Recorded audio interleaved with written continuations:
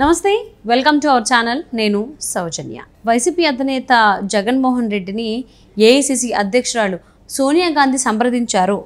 India కూటమికి మద్దతు ఇవ్వాలని కూడా కోరారు అన్నట్టుగా వార్తలు వినిపిస్తున్నాయి. అండ్ రాజకీయ వర్గాల్లో ఈ చర్చ చాలా జోరుగా సాగుతుంది. మరి అంశానికి సంబంధించి వారి విశ్లేషణ మనతో పంచుకోవడానికి ఈరోజు మనతో పాటు ఉన్నారు సీనియర్ జర్నలిస్ట్ జగదేవ్ ఉన్నారు. వారితో మాట్లాడదాం. నమస్తే అండి. నమస్తే అండి. ఏఐసిసి అధ్యక్షురాలు సోనియా గాంధీ వైసీపీ అధినేత జగన్మోహన్ రెడ్డిని సంప్రదించారు. అంటే ఇండియా కూటమికి సపోర్ట్ ఇవ్వమని చెప్పని అడిగారు అన్నట్టుగా రాజకీయ వర్గాల్లో చర్చ బాగా సాగుతోంది. దీని గురించి మీరు ఏమంటారు? ఇది ఆల్రెడీ వైరల్ అవుతుంది, చూశాను.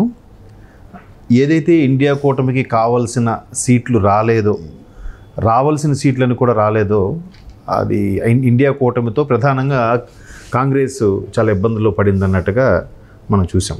అయితే ఇక్కడ ఎన్డీఏ కూటమికి 240 వచ్చాయి. అలా కాకుండా ఎన్డీఏ కూటమికి ఒక 200 వరకు వచ్చి ఓన్లీ కాంగ్రెస్ ఒక 150 వరకు తెచ్చుకొని ఉంటే ఖచ్చితంగా కాంగ్రెసే గవర్నమెంట్ ఫామ్ చేసేదని చాలామంది విశ్లేషకుల అభిప్రాయం.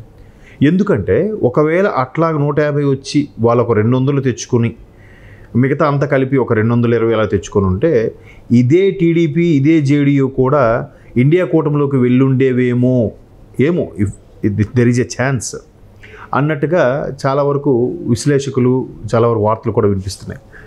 అయితే కాంగ్రెస్కి సరైన నాయకత్వం లేదు, సరైన లీడర్షిప్ క్వాలిటీస్ లేవు.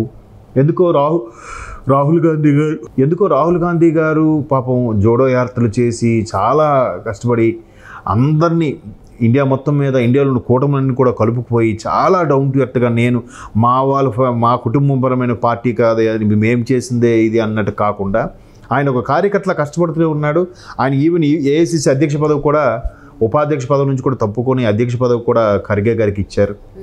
ఎంత చేసినా కూడా కొంతవరకు రైతు సభలు కానీ వేరే ఇతర కారణాల వల్ల కాంగ్రెస్ ఫస్ట్ టైం 10 ఏళ్ళ తర్వాత 105 మార్కు దాటినట్టుంది.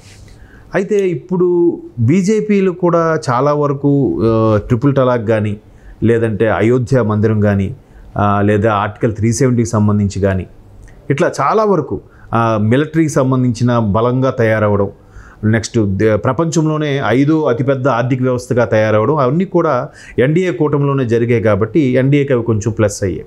సో మొత్తం మీద ఎన్డీఏ ఒక 240, బీజేపీ వరకు 240 తెచ్చుకుంది. ఎన్డీఏ కూటమి ఇప్పుడు జేడీయూ టీడీపీ కూడా యాడ్ అవడం వల్ల బలంగా పుంజుకు గవర్నమెంట్ ఫామ్ చేయబోతుంది. రేపు 9వ తేదీన ఇప్పుడు ప్రధానమంత్రి నరేంద్ర మోడీగా ప్రమాణ స్వీకారం చేయబోతున్నారు. అయితే కాంగ్రెస్కి ఉన్న కూటమిలు ఏవైతే ఉన్నాయో, ఇక్కడ మన స్టాలిన్ గారు కానీ, డిఎంకే కానీ, అక్కడ థాకరే గారు కానీ, వీళ్ళందరూ కూడా సపోర్ట్ ఇవ్వడం అంతా బాగానే ఉంది. కానీ గవర్నమెంట్ ఫామ్ చేసేంత ఇది రాలేదు.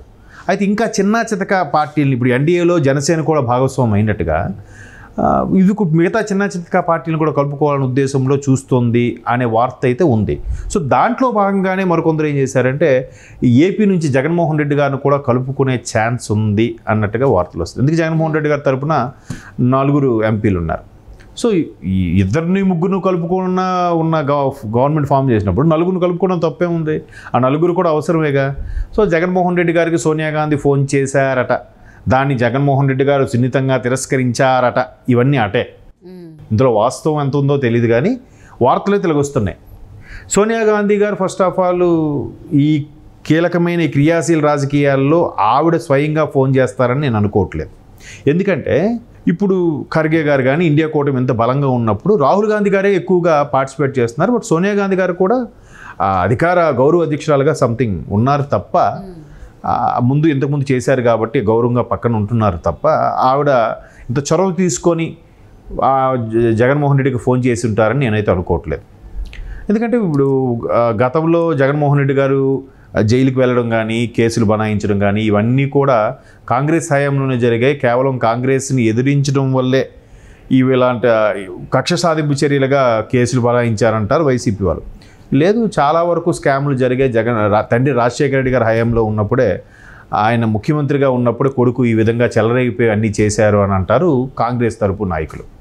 సో మొత్తం మీద ఆయన మీద కేసులు బనాయించడం సుమారుగా 18 నెలల్లో 16 నెలల్లో బయటికి రాలేకపోయారు. ఆ తర్వాత బయటకు వచ్చినా కూడా 2014లో గవర్నమెంట్ ఫామ్ చేయలేపారు. 19లో అనూహ్యంగా ఫామ్ చేశారు. మళ్ళీ ఇప్పుడు ఘోర పరాభవం అయింది. సో ఘోరపరామం అయింది. మొత్తం మీద కాంగ్రెసే చేయించింది, దానికి టీడీపీ కూడా అప్పట్లో ఒత్తాసు పలికింది అనే వార్తలు ఉన్నప్పటికీ కూడా ఈయన మీద ఇప్పటికి కూడా 12 ఏళ్ళుగా ఆయన బెయిల్ మీద ఉన్నారు అనే వార్త అయితే వాస్తవం. ఎందుకంటే మొన్న పోలింగ్ అయిపోయిన తర్వాత కూడా బిడ్డలను కలవడానికి లండన్ వెళ్ళడానికి కూడా కోర్టు పర్మిషన్ తీసుకున్నారు. ఆయన తీసుకుని వెళ్ళి వచ్చారు కదా.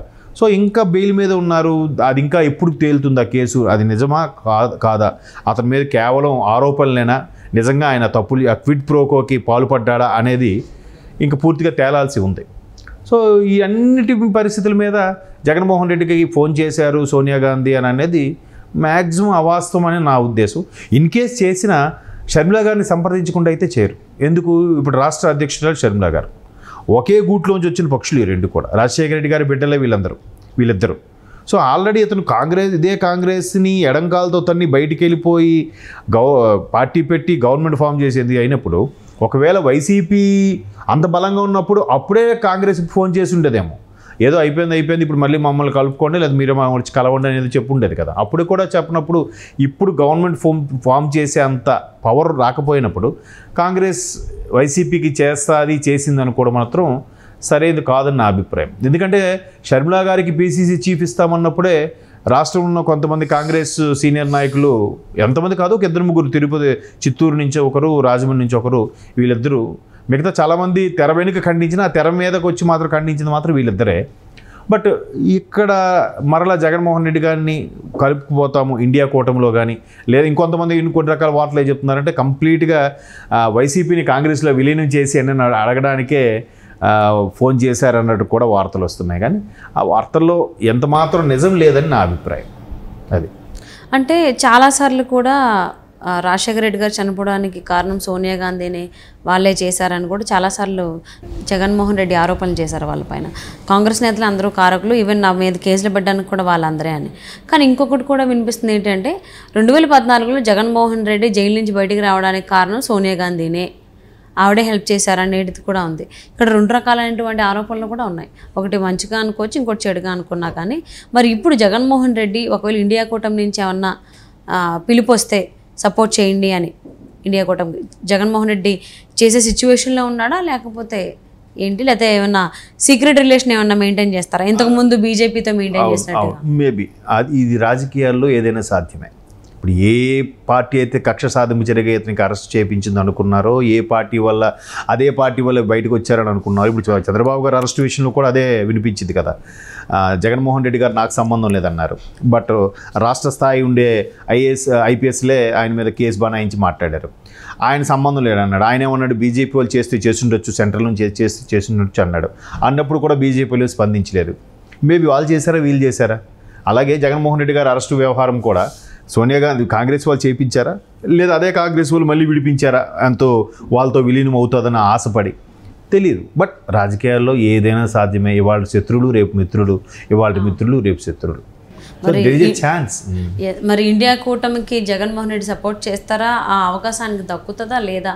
ఎందుకంటే గెలిచినటువంటి ఎవరైతే ఎంపీలు ఉన్నారో వాళ్ళు అవినాష్ రెడ్డిని పక్కన పెట్టేసి మిగిలిన వాళ్ళు కడప, రాజంపేట, తిరుపతి వీళ్ళందరూ కూడా వేరే పార్టీలోకి వెళ్ళిపోవడానికి కూడా చూస్తున్నారని టాక్ వినిపిస్తోంది. అసలు ఏం జరుగుతుందో చూద్దామండి. థ్యాంక్ యూ సో మచ్ అనిదేవ్ గారు. Thank you.